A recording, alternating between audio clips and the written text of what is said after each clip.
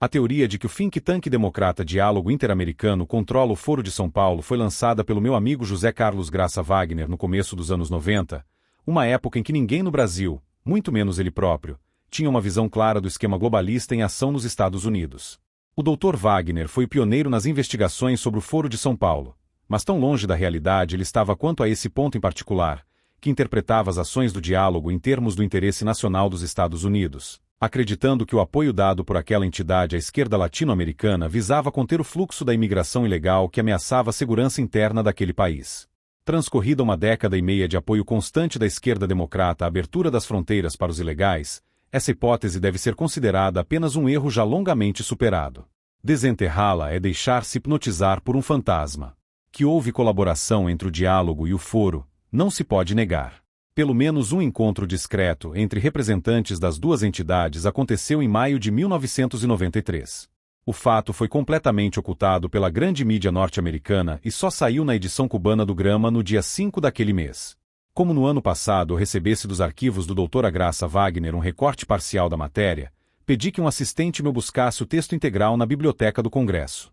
A coleção completa do Grama estava lá, só faltava a edição de 5 de maio de 1993.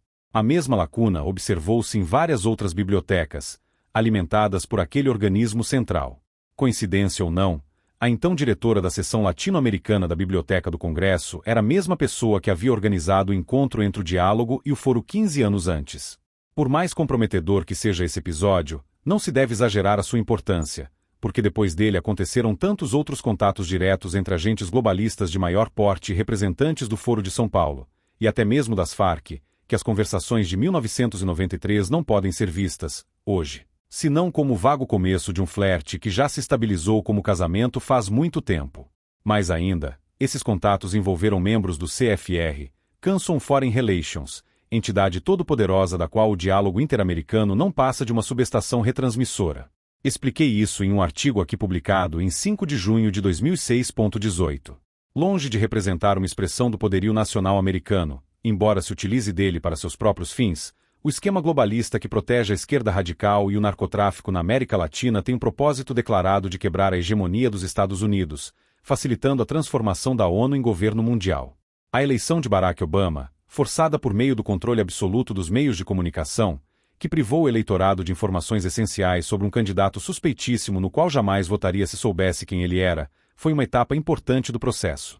Todas as medidas tomadas pelo presidente desde sua posse são perfeitamente coerentes com os objetivos de seus mentores: debilitar militarmente os Estados Unidos, destruir a economia nacional por meio do gasto público desenfreado e da inflação, desmantelar a resistência nacionalista, especialmente a direita religiosa, isolar Israel, favorecer a ascensão islâmica e proteger por todos os meios, inclusive os mais obviamente morais, a esquerda radical na América Latina. Nunca um presidente norte-americano, com a modesta exceção de Jimmy Carter, foi tão coerentemente inimigo do seu país. Sua mais recente iniciativa nesse sentido não poderia ser mais clara.